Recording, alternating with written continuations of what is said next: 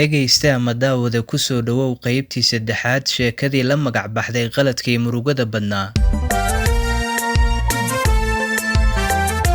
Sheekadan waa qiso dhabow dhacday. Waxa qaybtii labaad ay noo joogtay Xamse oo wacay lambar kale, balse lambarkii uu wacay ayaa laga qabtay. Hello Shamso.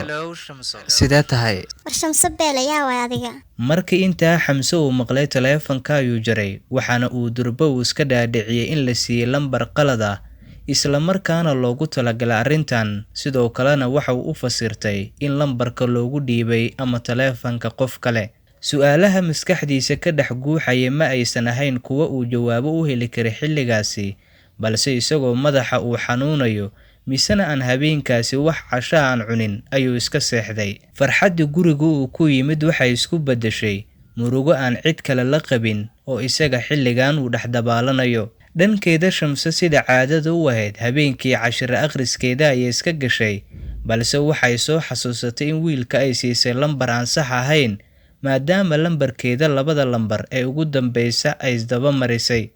Meel ay wax ka saxda iyadoo aqoon la ayay tiri sidan: Allah, wiilka waxaan siiyay lambar aan sax ahayn. Aniga waan degdegsanaa, kas iga ma ahayn. Waxaa laga yaabaa inuu wiilka ii fahmo qof been badan. Aniga weligii qof been uma sheegin. Allah, sideen hadda lambarka saxda u siiyaa? Ileen lambarkiisa kama aanan qoran. Oo waxaan islahaa isaga ayaa ku soo wacayo.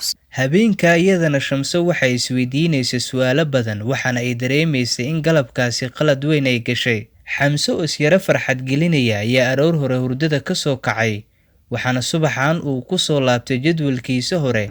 Rajadiisana waxay u muuqatay mid soo laabanaysa. Waxbarashadii ayuu dib u bilaabay, waxaana uu u kalahay subaxani iskuulkiisa. Shamse oo iyadana waagu u baryay ayaa aaday iskuulkeeda, waxaana maalinkaas ay go'aansatay si qaladkii ay gashay ay u saxdo in galabkii marka dukaanka ay aadayso haddii ay ku aragto wiilka Xamse la yiraahdo inay u saxdo lambarka. Sida caadada u ahayd labadooduba waxay ka kala yimaadeen iskuulada ay dhiganayeen. Qof kasta galaaska ugu dambeeya iskuulka ayuu marayaa. Xamse oo baryo badan sheeko nacay wiilasha asxaabta uu la ahaa, waxaa salaadii casir kadib uu fariistay halkii waayadan u shidneed ee dukaanka. Shamse oo si joogto ah adeeg kaga soo doonata dukaanka ayaa aragtay Xamse, inkastoo magac ahaan aad aysan u garanayn, balse waxa ay tiri: Aniga magacaygu waa Shamso, waan fiicanahay aboowe.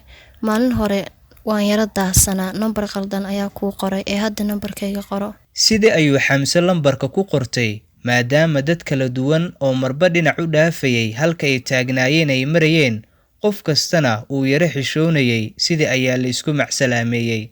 Xamse oo aad u faraxsan ayaa is yiri, halkaagii sii fariiso, markii dukaankay ka soo baxda Shamse ayaad hore u sii raacaysaa. Balse Shamse waxa ay soo baxday iyadoo ay la socoto gabar kale oo xilligaas dukaanka kaga horreysay. Xamse maadaama uu arkay in halkaas uusan boos kaga furnayn, waa uu soo baxay isagoona u soo jihaystay xagga iyo gurigiisa. Dhoola caddeyn iyo farxad kadib waxaa Xamse uu tagay gurigiisa. Farxad darteed waxa uu dhowr jeer siyaabooyin kala duwan u eegay lambarkii Shamse ay soo siisay. Markaansi ahaan Xamse waxa uu u sii dhowaanayaa xagga Shamse, waxaana marba marka ka dambeeyay xaggiisa ku sii xoogaysanaya dareenka rabitaan uu u hayo Shamse.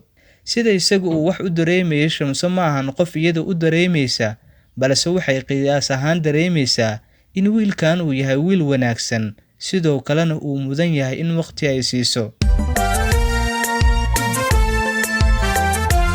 Intahay noo joogto daawada qaybtii saddexaad sheekadii la magac baxday qaladkii murugada badnaa. Sheekadan waa qiso dhabow dhacday. Fadlan la soco qaybta afaraad ee sheekada oo aad u xiiso badan.